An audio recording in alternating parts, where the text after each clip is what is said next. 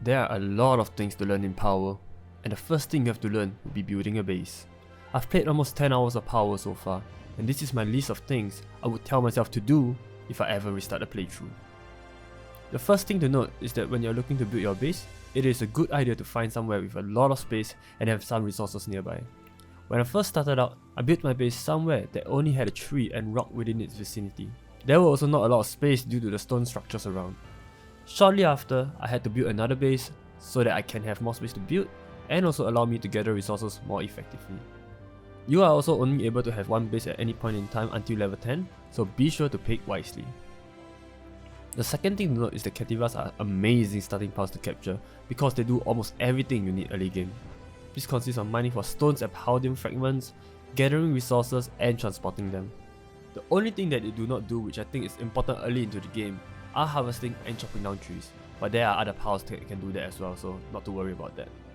You can find Cativas near where you first spawn, so finding for them and capturing them shouldn't be that tough. The third thing to note is that you can get piles to help your base out by putting them into piles at the base under your pile box. Just simply hit F on your pile box and drag the pile you would like to have work in your base into piles at the base at the bottom of the screen.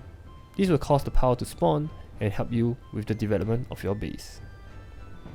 The fourth thing to note is that focusing on getting base levels will allow you to get more piles to help out in your base. For every level, you will be able to have one additional pile that you've captured help at your base.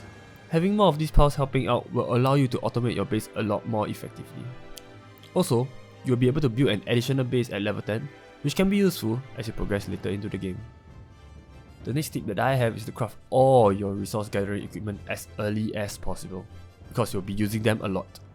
This means you will have to craft a pickaxe to gather stones and Palworld fragments, and an axe to gather wood. In the first 2 to 3 hours of the game, I did not know that there was an axe in the game. I thought we were just using the pickaxe to farm for everything. But I realized I was wrong. So I was using my hands to punch trees, which took very long, causing my in-game progression to be very slow. The next tip that you should know is that you can repair your equipment with a repair bench. This means that you should not be recrafting your equipment when they break and repair them instead. Repairing an equipment uses lesser resources too, so it's definitely worth getting a repair bench set up early in the game to aid in your resource gathering. These are just some of the many things that I've learned in Palworld. Are there any other tips that I might have missed out? Let me know in the comment section down below.